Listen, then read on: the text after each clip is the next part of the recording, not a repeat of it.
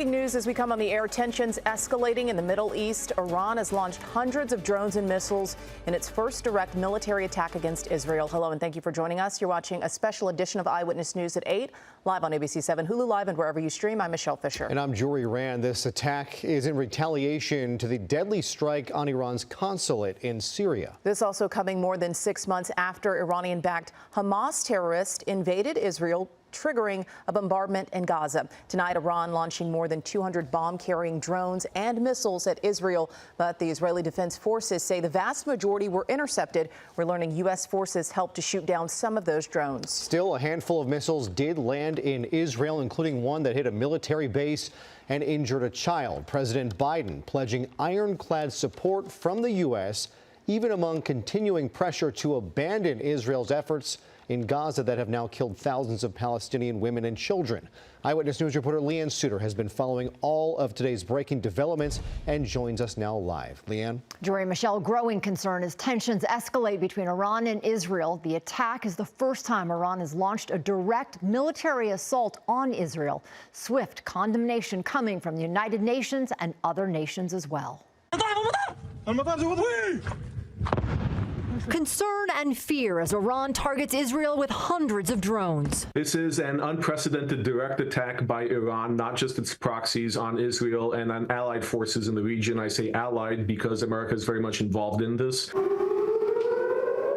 Air raid sirens sounding as most of the missiles have been intercepted, some by U.S. forces. As many as 400 to 500 drones and missiles are expected as part of the lengthy coordinated attack.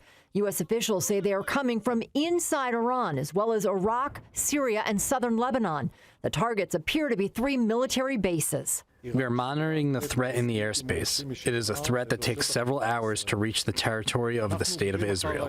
The attack, retaliation for a deadly strike on the Iranian consulate in Syria earlier this month. Iran's supreme leader saying after the drones were launched, the evil regime will be punished. Israeli Prime Minister Netanyahu saying the defense systems are deployed and vowing whoever hurts us, we hurt him.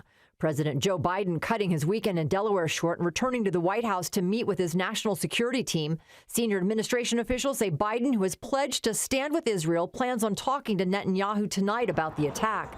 As tensions escalate between Iran and Israel, there is growing concern worldwide. The big concern is that this will trigger a wider war in the region, that Israel will retaliate against Iran directly, increasing hostilities to an all-out direct traditional confrontation between two militaries.